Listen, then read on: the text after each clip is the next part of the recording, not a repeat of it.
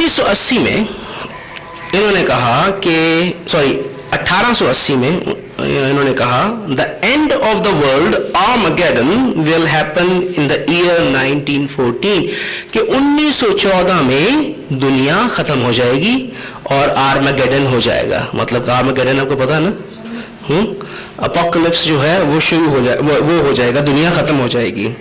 ये इवेंट जो है इन्होंने रिकॉर्ड किया है स्टेटमेंट ज़ायन्स वॉच टावर नवंबर 1880 पेज 1 में. तो ये इनकी अपनी मैगजीन की तालीम है, ये हमने अपनी तरफ से नहीं बनाई, ये इनकी अपनी है. इन्होंने नबूवत की थी कि 1914 में क़यामत आ जाएगी. और आज क्या है 2013. तो आप क़यामत से बच गए आप लोग, बल्कि आगे निकल आए क़यामत से. हाँ ठीक, चलें ठीक. पहले मैं आपको बात कर रहा हूँ जज रुदरफोर्ड की. जज रुदरफोर्ड ने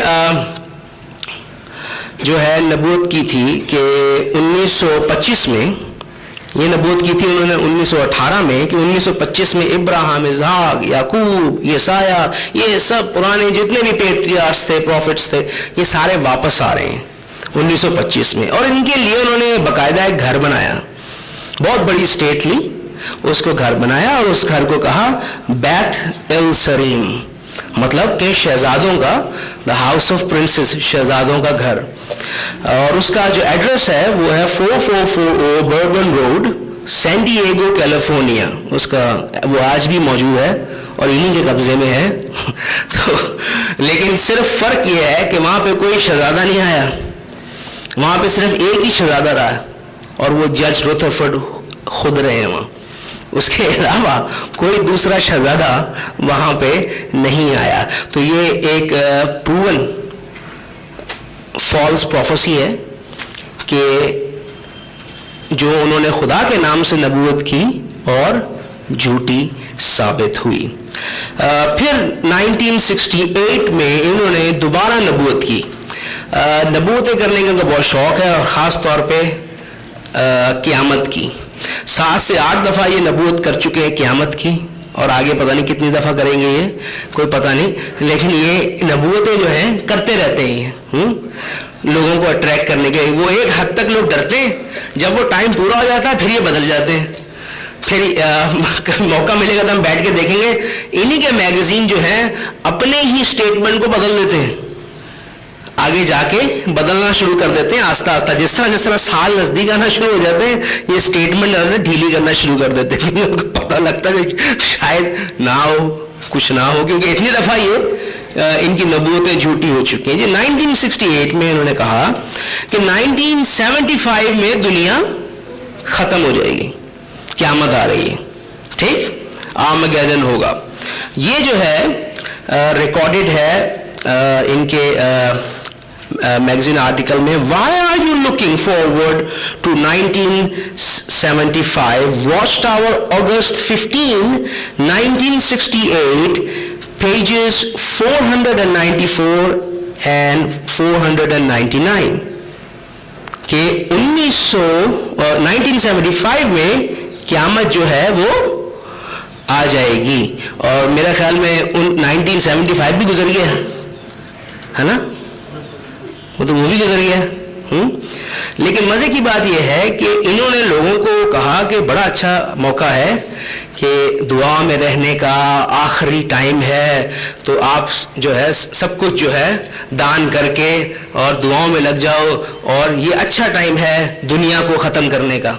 अब लोगों ने बेचारों ने अपने ठगाठग घर बेचना शुरू कर दिए, जायदादें दे दी, गरीबों को खा पी लिए, ऐश इशरत कर ली. क़यामत आने वाली, क्या फ़ायदा इन सब चीज़ों का.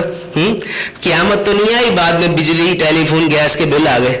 तो ये फिर लोगों ने कहा है ये क्या, लोग नाराज हो गए हैं, आपने तो कहा था खत्म हो जाएगा, तो सब दोबारा वैसे का वैसा ही है. तो मैंने कहा कि नहीं, वो आप लोगों की गलती है, आपने उकसाया लोग हमें कि हम ऐसी बात करें. भाई वो क्या करें, नबी तुम बनते हो, नबूवत तुम्हारी है, और अब लोगों पे इल्जाम लगा रहे हो जिनका सब कुछ लुट गया है. तो एक बहुत बड़ी फॉलोइंग यहोवा विटनेस की इनसे चली गई, दूर हो गई इन्हीं हरकत की वजह से. ٹھیک, کہ جس طرح لوگوں کا نقصان ہوا ہے تو لوگ ان سے جدا ہو گئے. تو اب تھوڑے سے اسمارٹ ہو گئے ہیں, یہ اسمارٹ اس طرح ہو گئے کہ ڈیٹ فکس کرنا چھوڑ دیا انہوں نے.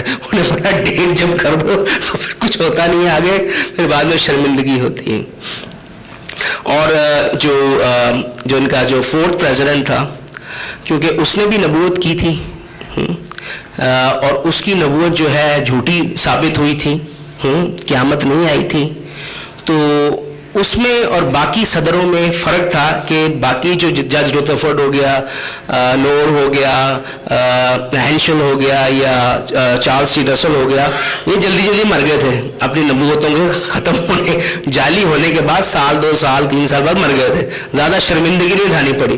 فرانس جو تھا وہ 15 سال زندہ رہا, تو اس نے پھر اب کیا کرتا, وہ اب اس نے دباؤ ڈالا سب کو کہ نہیں کوئی خبردار کسی نے میرا مذاق اڑایا, تو اس نے ایک بڑی سے ٹائٹ ناٹ آرگنائزیشن بنا دیا. ٹائٹ ناٹ کے مطلب ہلنا جلنا نہیں, کچھ نہیں کرنا. مثال کے طور پہ اگر کوئی جہوہ وٹنس ممبر ہے یا ان کے گھر کا ممبر ہے, وہ تنظیم میں نہیں جائے گا اور بولے گا میں نہیں جانا چاہتا, یا وہ ممبر تھا وہ ہٹ گیا ہے, تو اس کو یہ کیا کرتے ہیں, اس کو ایکسکمیونیکیٹ کر دیتے ہیں. کوئی اس سے بات نہیں کرے گا, سب دوست اس کے, رشتہ دار اس کے, کوئی سلام نہیں کرے گا اسے. اس کی شادی پہ, اس کے بچے کی پیدائش پہ, اس کی سالگرہ پہ, اس کے جنازے پہ کوئی نہیں جائے گا. ہاں, اس کا حقہ پانی بھی ہے بالکل سے بند کر دیتے ہیں. تو یہ جو شننگ کی پالیسی ہے یہ 4th پریزیڈنٹ نے جو ہے شروع کیا, اور اس سے بہت زیادہ لوگ جو ہیں پریشان ہیں. اور بہت سارے لوگ ایسے بھی ہیں جو نکلنا بھی چاہتے ہیں, لیکن وہ کس طرح نکلیں, ماں باپ ان کے ہیں, وہ ڈپینڈنٹ ان پہ ڈپینڈ کرتے ہیں. اگر وہ کہیں کہ ہم نہیں جائیں گے کنگڈم ہال یا ہم نہیں جو وٹنس بننا چاہتے, تو ان کو ایکسکمیونیکیٹ کر دیا جائے گا. ماں یا باپ اپنے بچے کی شکل تک نہیں دیکھیں گے. تو یہ ایک بڑا مسئلہ ہے, اور بھی مسئلوں پہ ہم ڈسکس کریں گے ان کے. لیکن جتنا بھی میں نے آپ کو بتایا کہ جو شیطان ہے وہ کیا کرتا ہے, دکھ ہی دیتا ہے لوگوں کو, سکھ نہیں دیتا. خیر, ان سب چیزوں کو نظر میں رکھتے ہوئے, ویسے تو میں اگر آپ کو کچھ نبوتیں اگر میں آپ کو ویسے دکھا دوں جو میں لے کے آیا ہوں, تو آپ میرے ہاتھ جوڑنا شروع کر دیں گے, خدا کے لیے ساری نہ سنانا. یہ صرف چند نبوتیں ہیں, یہ اندازہ دیکھ لیں, جو جھوٹی ہیں. ویل ڈاکیومنٹڈ کسی کے لیے یہ ہے, اگر کسی کو یہ خدشہ ہے کہ ایسا نہیں ہے اور میں بدنام کر رہا ہوں ان کو, یہ اوپن چیلنج ہے, آپ لے کے جا سکتے ہیں. ایک میگزین, ایک کتاب کا ریفرنس ہے, سب چیزیں موجود ہیں اس میں, ٹھیک. اور بعد میں اگر اس کی کاپی چاہیے ہے, میں آپ کو کاپی بھی دے دوں گا اس کی, ٹھیک. تو آپ ویریفائی بھی کر سکتے ہیں, جہاں مرضی آپ نے کرنا ہے ویریفائی. ایک اور نبوت تھی, انہوں نے کہا جی 1914 جو ہے اس کی جو نسل ہے, 1914 میں اس وقت جو بالغ لوگ تھے ان کے ختم ہونے سے پہلے قیامت آ جائے گی. اب یہ 2013 ہو گیا ہے, اور آخری جو 1914 میں جو 16-17 سال کا بچہ تھا وہ بھی 100 سے اوپر ہو گیا ہوگا. تو قیامت پھر نہیں آئی ہے. اور مطلب میرا کہنے کا مقصد یہ ہے کہ ایک بہت بڑی لسٹ ہے ان کی جھوٹی نبوتوں کی, جس پہ اگر ہم ٹائم سرو کریں تو میرے خیال میں 1 یا 2 دن لگ جائیں گے. ٹھیک, یہاں پہ ہم سیشن کلوز کرتے ہیں, ایک ریسیس لے لیتے ہیں, اس کے بعد پھر ہم ان کا تھیولوجیکل اسٹرکچر کریں گے. یہ میں آپ کو تھوڑا سا ریکیپ کر دوں, ابھی تک ہم نے جو پڑھا تھا وہ کلٹ یا بدعت کسے کہتے ہیں, وہ لوگ جو اپنے آپ کو کہلائیں کہ ہم مسیحی ہیں, بائبل کو مانتے ہیں, لیکن بائبل کے برعکس یا مسیحیت کے برعکس لوگوں کو تعلیم دیں. پھر ہم گئے تھے اور ہم نے وارننگ پڑھی تھی پطرس سے اور پال سے, جہاں پہ وہ جھوٹے نبی اور جھوٹے استادوں کے بارے میں ہمیں وارن کرتا ہے. یہاں تک کہ متی بھی ہمیں پاک روح کی ہدایت سے کہتا ہے, متی 7 باب اس کی 15 آیت میں, Beware of the false prophet, جھوٹے نبیوں سے ہوشیار رہو, who come to you in sheep's clothing, جو بھیڑوں کی کھالوں میں آتے ہیں, but inwardly are ravenous wolves, لیکن حقیقت میں اندر سے وہ پھاڑنے والے بھیڑیے ہیں.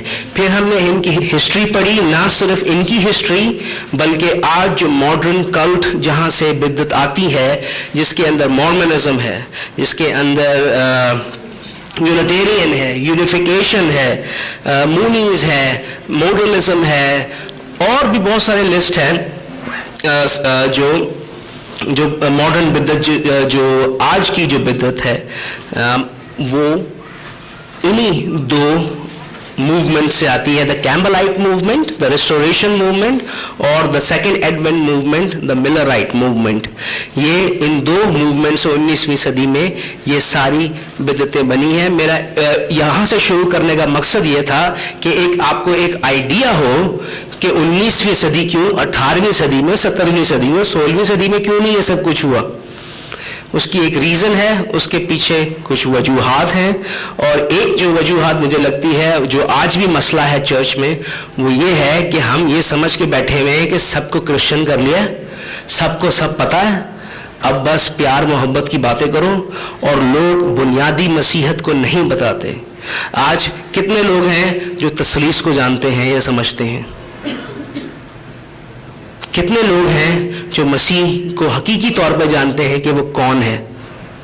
کسی سے پوچھ لو کون ہے, بھائی بیٹا چھوٹا ہی ہوگا, ہاں میرا بیٹا چھوٹا, مجھ سے تو میرا چھوٹا ہی ہوگا. ہاں ایک بات ہے نا. تو ایک یہ جو جسے کہہ سکتے ہیں کہ ہماری سستی ہے, اب عام لوگوں کو تو نہیں کہہ سکتے, لیکن جو سکھانے والے ہیں انہیں کو کہہ سکتے ہیں, انہیں کی سستی ہے. ہاں, اور ہم اندھیرے کو بھی دوش نہیں دے سکتے, اندھیرے کے لیے ہم روشنی کو ہی دیں گے, قصوروار ٹھہرائیں گے کہ اس نے روشنی نہیں پھیلائی, جس کی وجہ سے ایسے گروپ, ایسے بدعتیں پنپ اٹھی ہیں مسیحت میں, کیونکہ ہم نے بنیادی مسیحت کو بتانا کم کر دیا ہے, ہم نے مسیحت کے جواز کو بتانا بالکل ہی بند کر دیا ہے. ہم یہ تو بتا دیتے ہیں لوگوں کو کہ وہ کیا مانتے ہیں, لیکن ہم ان کو یہ نہیں بتاتے کہ وہ کیوں مانتے ہیں جو وہ مانتے ہیں. ٹھیک, ابھی ہم سیشن کلوز کریں گے, اس کے بعد ہم ان کی تھیولوجی میں جائیں گے. ٹھیک, اور کلام میں سے دیکھیں گے آیا ان کی تھیولوجی صحیح ہے یا غلط ہے.